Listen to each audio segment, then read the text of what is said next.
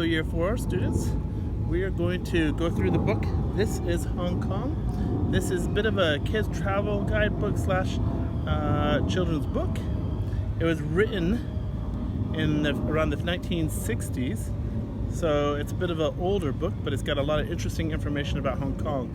And I'm going to use this book as a bit of a resource for my informational writing. So I'm going to kind of discuss and go back and forth with the book and show you how I'm using it in my informational writing.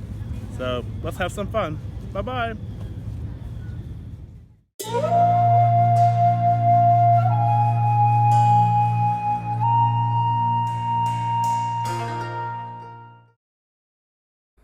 Okay, here's one of the informational texts that I'm using. Thousands of passengers and vehicles are carried daily by ferries between Kowloon and Victoria. The Star ferries alone transport 74,000 people a day. You get this priceless view, plus the ferry ride across the harbor for $2.20 Hong Kong, or 30 cents US. 220,000 vessels of all kinds call at Victoria Harbor every year. The harbor used to be visited by opium traders, pirates, and typhoons. Today, of all these visitors, only the typhoons still come. Tram speed, Des Vieux Road West, man speed.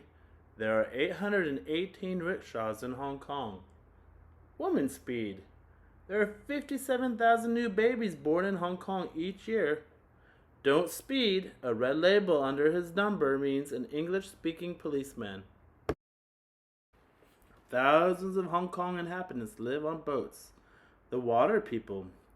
They comprise the Tanka and the Hoklo ethnic groups. Reportedly, some of them have never set foot on dry land.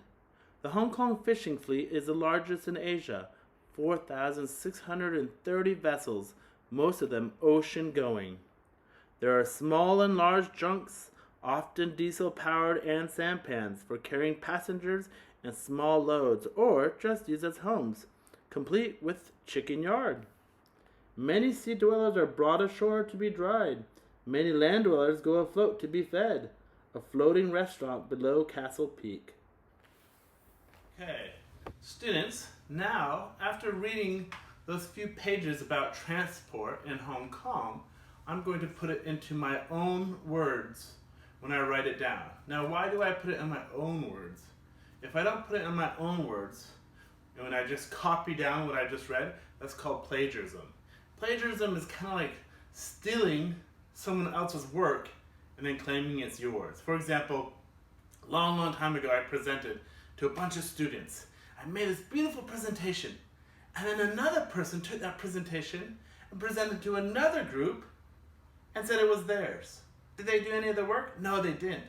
Same with an author. An author does all this work to create and write, and then we don't want to just copy. So I'm going to read what I learned from the book and put it in my own words. Transport. Hong Kong has thousands of boats, such as the Star Ferry, sampans, fishing boats, and junks. I see the Aqua Junk every evening from my living room window with its beautiful red sails. I put in a few of my own words and already some background knowledge I already had. Rickshaws were used as a mode of transport.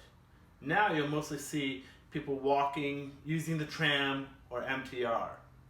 So I knew that people used rickshaws before in the past, but to be honest, I haven't seen anyone in a rickshaw in the last 15 years I've lived in Hong Kong. In the past, a lot of people lived on boats in Hong Kong. You might see a few people still in Aberdeen, but most people are living in flats. Hong Kong has some very interesting transportation, but my favorite will always be a cheap ride on the Star Ferry.